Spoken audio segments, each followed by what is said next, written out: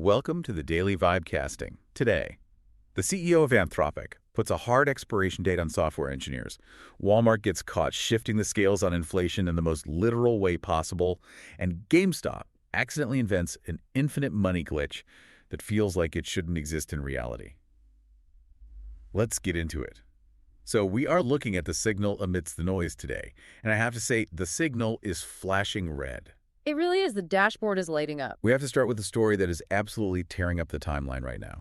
If you work in tech, if you write code, or honestly, if you just pay attention to where the money's flowing in Silicon Valley, you've probably seen the post from at Wesruff. Oh, yeah. He flagged a clip from Anthropic's CEO, Dario Amodei, that is, frankly, terrifying for a specific slice of the workforce. Terrifying is the right word. It is the prediction to end all predictions. Amodei is basically sitting there saying that AI models are going to handle most, maybe all, software engineering tasks end to end. And the kicker, he isn't talking about 10 years from now. No, not in the far-flung future. He's talking 6 to 12 months. That is essentially tomorrow in tech time. Exactly. It's next quarter.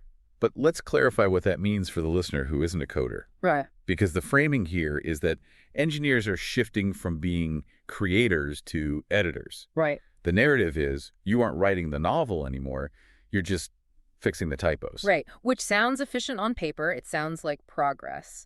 But let's unpack this because the editor analogy hides a massive systemic risk. Okay.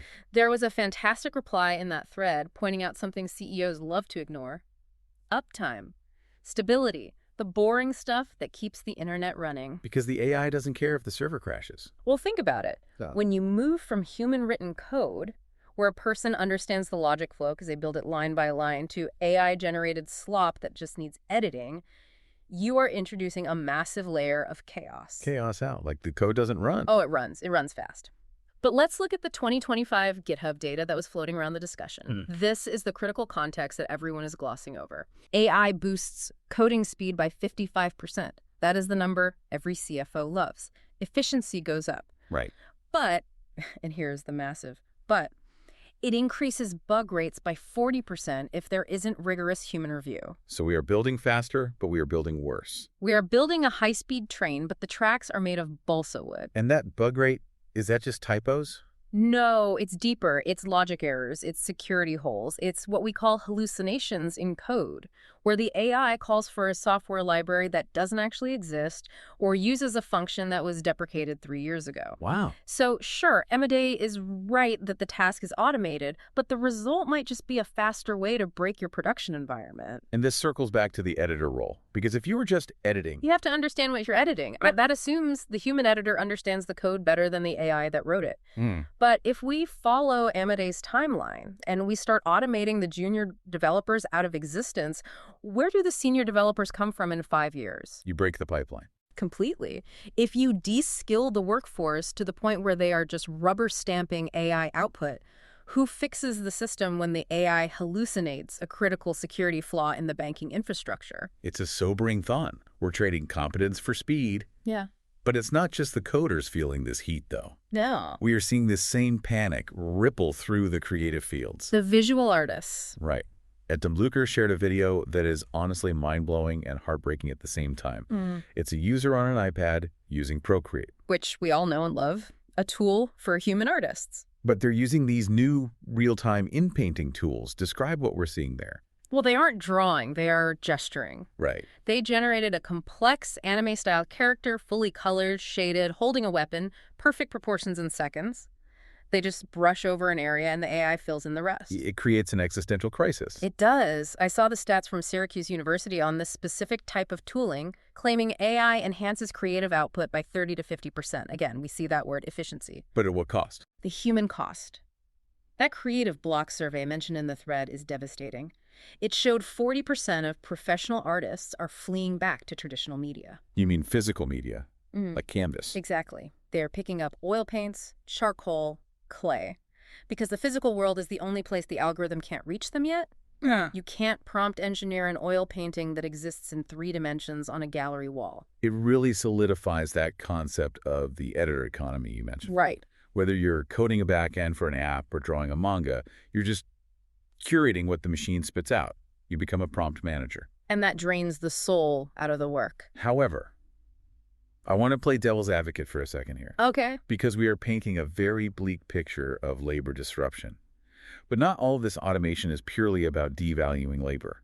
Sometimes it's about leveling the playing field against powerful institutions. You're thinking of the @SeanRyan762 story. Exactly. This is the good AI angle. Sean Ryan interviewed a reporter who used Grok, Elon Musk's AI, to do something a human literally couldn't do. Or couldn't do without a team of 20 researchers anyway. Right. Walk us through this, because this is a fascinating use case. So this reporter in Maine was trying to investigate government spending. He filed Freedom of Access requests, FOAA, for documents. The state denied him. Or they just buried him. Right, they dumped 5,000 documents on him, probably hoping he'd drown in the paperwork. The classic document dump defense. Here is the haystack. Good luck finding the needle. Exactly. But he didn't read them. He wrote a script using Grok to scrape all 5,000 documents from the main government server. And this is where the technology gets fascinating as a tool for transparency. It is. A human reads one document every 10 minutes. Grok reads 5,000 in minutes. And what he found was explosive. Tell us. $3 million in sole source awards. These are no-bid contracts going to organizations like Gateway Community Services. And the context here is messy. There are accusations of billing errors, political mobilization for the governor, but the point isn't even the politics, it's the mechanism. It's AI acting as a corruption watchdog. Precisely. This is a second-order effect that politicians didn't plan for. When you democratize the ability to analyze massive data sets, like 5,000 PDF documents, you strip away the complexity defense that bureaucracies use to hide things. So AI takes the job of the software engineer, but it also takes the job of the corrupt bureaucrat hiding the receipts. A chaotic neutral force, if I've ever seen one. It cuts both ways. Speaking of chaotic forces and cutting both ways, let's stick with Dario Amodei for a second. Because he's not just disrupting labor markets, he's weighing in on global superpowers. This was unexpected. Discloset TV posted a clip where Amodei is absolutely blasting the Trump administration. This is a major shift in tone. Usually tech CEOs try to stay somewhat neutral or at least diplomatic, but Amodei went for the throat here. Yeah, he's criticizing the policy allowing NVIDIA to sell high-speed chips to China. He didn't just criticize it, he used a terrifying analogy. He said it's like selling nuclear weapons to North Korea. That is the line that stuck with me. And we have to look at the context here to understand why he used such extreme language. Why chips? Why are they nuclear weapons? Because in the modern era, compute power is military power. For the last few years, the U.S. strategy has been containment. The goal was to starve the Chinese AI sector of the high-end compute. Those H100s, the Blackwell chips from NVIDIA. Right, the stuff they need to train frontier models. If you control the chips, you control the speed of their military AI, their cyber warfare capabilities, everything. And Amodei is saying this new policy reverses that. Yes, this reversal changes the entire national security landscape. But why allow it? Is it just economics? NVIDIA wants to sell chips. It's the classic tension between capitalism and national security. NVIDIA is a public company. They need the massive Chinese market to keep their stock price astronomically high. But Amodei is arguing that by fueling their economy, you are arming an adversary that is actively trying to surpass you. In the very technology that will define the next century. So it's short-term profit for long-term strategic suicide, according to his view. Exactly. And if AI is as powerful as Amodei claims, remember, he thinks it replaces all engineers in a year, then giving that power to a geopolitical rival is, well, it's a choice. It's heavy stuff. It feels like the tectonic plates are shifting. It does. But while we're talking about economics and people getting squeezed by these massive macro forces, let's bring it down from the geopolitical stage to the kitchen table. Let's talk about the grocery store. Because if you think the government is messing up, wait until you see what Walmart is doing. Oh, this one made my blood boil. At Wall Street Apes shared this viral video. It's so simple, but so damning. A guy is in Walmart.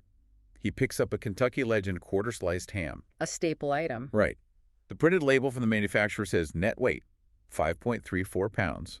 He walks it over to the produce scale, which, remember, is calibrated by the State Weights and Measures Department. So it's accurate. And drops it on. It weighs 2.24 pounds. That is less than half. It's not just a rounding error. This is a 58% discrepancy. Now let's get technical for a second, because Walmart usually hides behind the FDA allowance for what they call injected solution.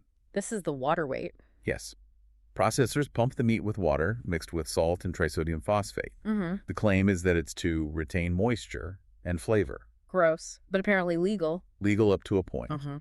The limit is usually around 10 to 15% added solution. This was 58%. Right. That is not moisture retention. That is straight up theft. Ah. You're paying for ham and getting expensive salty water. And it's not an isolated incident, right? No.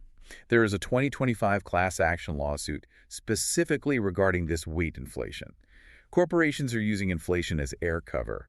They know we expect prices to go up, so they degrade the product and the service simultaneously while hoping we don't notice the weight. It feels like we are being squeezed from every side. The AI takes your job, the chips go to China, and the ham is half the weight you paid for. It is the definition of the consumer squeeze. Mm-hmm. But if Walmart is robbing us, it turns out there is one place where the little guy was robbing the corporation back. We have to talk about GameStop. The irony of this is just too rich. It really is. At GameStop, their official account had to issue a statement confirming an infinite money glitch. This sounds like something out of a video game, but it was real life. It was a literal arbitrage loop in a strip mall. Break down the math for us. How does this work? Okay, here is the math, because it is beautiful in its stupidity. You could walk into a GameStop and buy a pre-owned Nintendo Switch 2. The sticker price was $414.99. Okay, $415 out of pocket. Then you immediately turn around and say, I'd like to trade this in, but because of a promotional glitch involving a pre-owned game purchase bonus, the trading credit they gave you was $472.50. Wait, so you make almost $60 just by handing it back to them? Exactly. You generate $57.51 in pure profit, well, store credit every time you do the loop. And people were just doing it. Over and over again. The video attached to the post showed a guy racking up over $600 in credit just standing at the counter, buying and selling the same console. That is incredible. GameStop, the meme stock king, the company that was supposed to destroy the hedge funds, accidentally became a financial exploit for regular people. It really speaks to the state of retail competence right now. You have sophisticated AI writing code at Anthropic, but a major retailer can't set up a trade-in algorithm that checks if the credit is higher than the sale price. It's a vibe check on the fragility of these systems. Speaking of systems, and specifically the speed of systems, let's pivot to the manufacturing world. Because while GameStop is struggling with basic arithmetic, Tesla is apparently putting the pedal to the floor. The Cybercab. Ed Sawyer Merritt reports that Cybercab production starts in less than 100 days. This is the hard news for the industrial sector. The headline isn't just the car, it's the process. They call it the unboxed process. That sounds like a YouTube review video, unboxing the Cybercab. What does it actually mean in manufacturing terms? It's actually a radical shift from the assembly line Henry Ford invented. In a traditional line, you move the whole car down a belt and add parts. In the unboxed method, they build sections, the front, the rear, the floor, the sides, in parallel. All at once. Right, in different areas, and then snap them together at the end, like a giant Lego set. And the speed difference is insane. It is. The stat that matters here is the roll-off time. A Model Y rolls off the line every 34 seconds. They are targeting under 10 seconds for the Cybercab. That is blindingly fast. A car every 10 seconds. It is. But, and there is always a but with Tesla timelines, Elon Musk himself replied to this thread warning about the S-curve. S-curve. It refers to the production ramp, meaning it starts painfully slow, the bottom of the S. The first few weeks, they might make 5 cars a day. It's hell. Things don't fit, the robots crash. And then it shoots up. Once they solve the bottlenecks, it shoots up vertically. But the bigger issue isn't manufacturing, it's the software. Because this thing has no steering wheel. Right. We are talking about unsupervised autonomy. Production is useless if the regulators don't clear the software.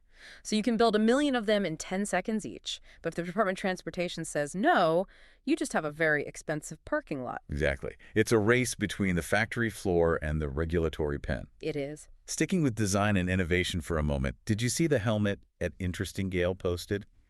The RUF rear entry helmet? I did. It looks like something straight out of a sci-fi movie. Or maybe Iron Man. Describe it for the listener. So usually a motorcycle helmet is a bucket you pull over their head. This one splits open, the entire back panel hinges open, you slide your head in, and it clamps shut. No chin strap needed. It looks incredible. But is it actually practical? The firefighters in the comments didn't seem to think so. They were worried about removal in an accident. If the mechanism jams, how do you get it off a potentially injured rider without moving their neck? That's a good point. But for the average rider, The convenience of not wrestling your head into a bucket is a huge selling point. It's innovation in a space that hasn't changed much in 50 years. And from helmets to car washes. This was a weird one. At Tansuyegan shared this video of a Chinese touchless car wash. The marketing slogan is literally, "We wash with a gushing, splashing sound." It's viral marketing at its weirdest. The video is satisfying to watch. It's like a monsoon hitting your car. High-pressure jets from every angle. It looked like a tremendous amount of water. That's the issue. We have to look at the resource cost. Standard car washes use recycled water, but these high-pressure touchless systems can use 50 to 100 liters per wash. It seems excessive. In China, where water scarcity is a massive regional issue, is this innovation? Or is it just wasteful spectacle? It looks cool on TikTok, but the environmental bill is high. It's the theme of the day, right? Yeah. High-tech, high-cost, hidden somewhere down the line, just like at Hedra Labs launching Elements. Right, the video remixing tool. It's incredible technology. You can swap out characters and backgrounds in video instantly. Content creation is moving at light speed, but again, it feeds back into that editor economy. The tools are getting faster, but are we just making more noise? Faster tools, more content, less water, lighter hams. It's a weird world we're building.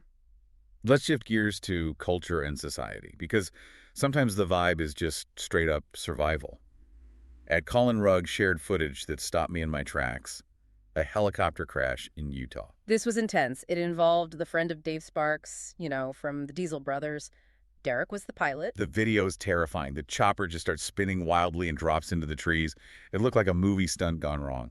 That spin is called LTE, loss of tail rotor effectiveness. Explain that to us non-pilots. Okay, so a helicopter wants to spin in the opposite direction of the main blade. That's physics. Tail rotor stops that spin. LTE is a pilot's nightmare. Basically, at low speeds or high altitudes, and Utah is high altitude, the tail rotor loses its bite on the air. So the engine takes over. The torque of the main engine takes over, and the fuselage starts spinning opposite to the blades. You become a spinning top. But somehow, all 4 people walked away. It's a miracle, statistically speaking. Although FAA data shows a 75% survival rate if you can enter auto rotation. Which is basically gliding down. Right, using the falling air to spin the blades and glide the helicopter down. In a spin like that, it's incredibly hard, honestly. The trees save them. They cushion the impact just enough. A best-case scenario for a worst-case failure. Exactly. I'm glad they're okay. And frankly, after watching that, I need to scream. Which brings me to @PirateNation and this new game called YIP app. I love this concept. Finally, a game that weaponizes being loud. It's a horror game, but to cast spells, you have to literally scream into your microphone. And pronunciation matters. It's not just noise. You have to articulate your spell while terrified. So you're sitting in the dark, screaming fireball at your monitor. Exactly. It's introducing a physical vocal element to gaming that we haven't really seen work well before. It's absurd, but it feels like a perfect streamer game. I could already hear the Twitch clips. YIP app is definitely going to ruin some vocal cords and probably annoy some neighbors. But speaking of physical exertion, let's close out with something beautiful. The Nutcracker. At Screamies posted a clip of a Nutcracker rehearsal. Specifically, the Trepak, the Russian dance. We watch these dancers and think art, grace, culture, but we should be thinking elite athletics. It looked exhausting just watching it, the jumping, the spinning. There is hard data on this. The Journal of Dance Medicine and Science published a study regarding ballet physiology. It showed that male ballet dancers have VO2 max levels comparable to professional soccer players and long-distance runners. VO2 max is the oxygen efficiency, right? Right. It's how much oxygen your body can use during intense exercise. Think about that. The Trepak is basically 5 minutes of full-speed sprinting, but you have to do it while smiling, in perfect time with the music, and looking graceful. It validates that art isn't just soft. It is biologically brutal. Absolutely. It's a good reminder that behind every effortless performance, whether it's a dancer or a pilot saving a crash or, well, maybe not the Walmart ham scale, there is a ton of hidden effort. Or hidden water weight. Exactly. Always check the scale. All right, let's wrap this up. We've covered a lot today, from AI replacing coders to geopolitical chip wars and infinite money glitches. What is your big takeaway? What are we looking at for tomorrow? If we connect the dots between Amodei's 6-month timeline for AI coding and the Tesla production ramp-up, the writing is on the wall. We are seeing a convergence of automation in both software and hardware. So what's the prediction? In my prediction, Q2 2026 is going to be the bloodiest quarter for white-collar labor stats we've seen in a decade. The tools are ready, the workforce isn't. We are about to see what happens when efficiency hits the payroll. A sobering thought to end on, but that's why we're here. To see it coming, we'll be watching the numbers. Keep your vibes calibrated. See you tomorrow.